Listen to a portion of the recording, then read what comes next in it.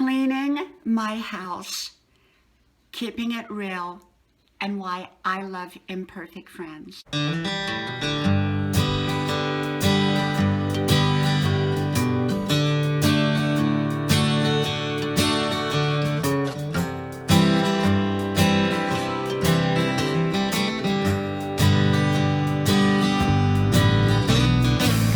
Cleaning house, why I like imperfect people, and keeping it real. Hello you all, I'm Diana Brienne.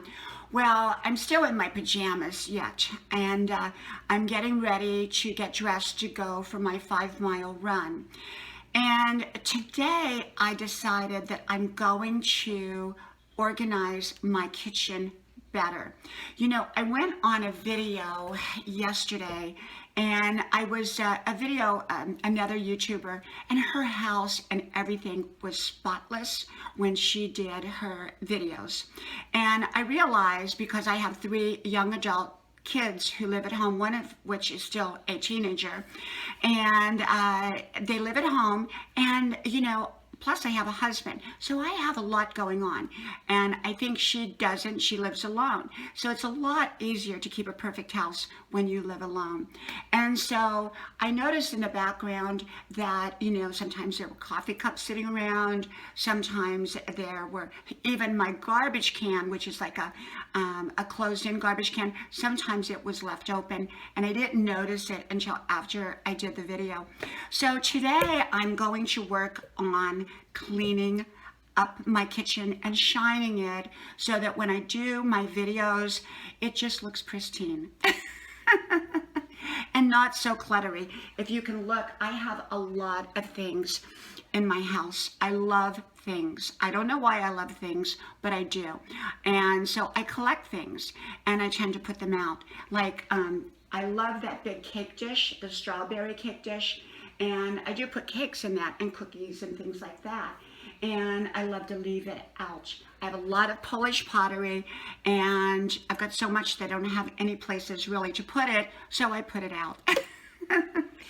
And there are times that my house can look a little bit cluttery, so I'm going to try to stream it a little bit.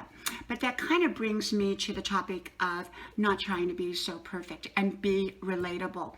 You know, I was on another video watching a friend this morning, and she did her video from out of her laundry room because there was so much noise in her house that she decided to do it in her laundry room in her basement.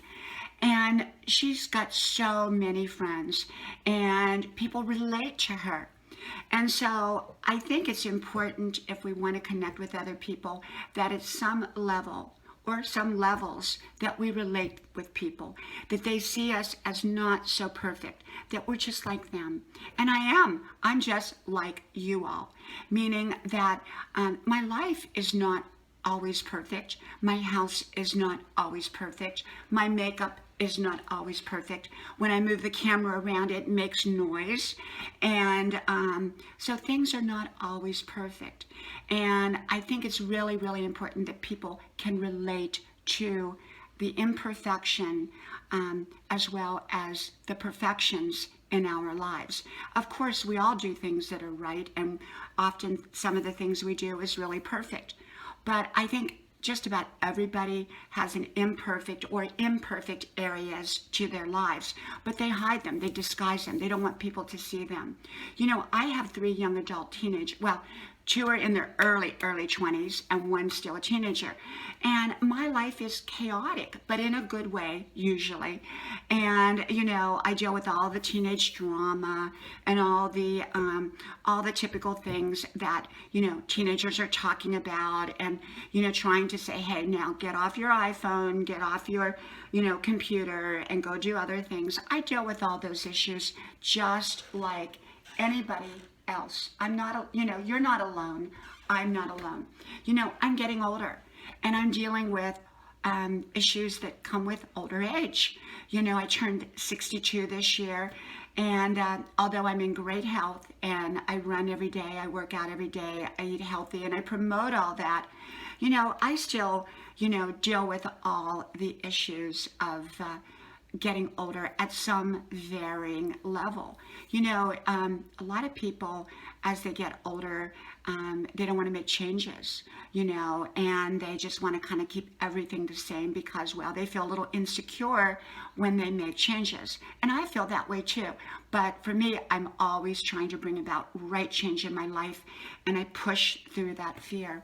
But I think, yeah, getting relatable, and I'm going to clean my house so that it, take my counters here and put vinegar on them so they shine and glisten. My house is very clean, and it's pretty organized for as much stuff as I have.